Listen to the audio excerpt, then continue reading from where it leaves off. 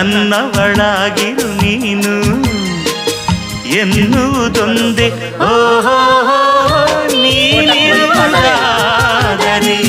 ಸ್ವರ್ಗವು ಈಗಲೇ ನಾವು ನಿನ್ನ ಜೋಡಿಯಾಗಿ ಎಂದು ಬಾಳುವೆ ಬಾಳುವೆ ಬಾಳುವೆ ಎಂದೆಂದು ಎಂದೆಂದು ನಿನ್ನನ್ನು ಮರೆತು ಬದುಕಿರಲಾರೆ. ಇನ್ನೆಂದು ಇನ್ನೆಂದು ನಿನ್ನನ್ನು ಅಗಲಿ ನಾನಿರಲಾರೆ. ಒಂದು ಕ್ಷಣ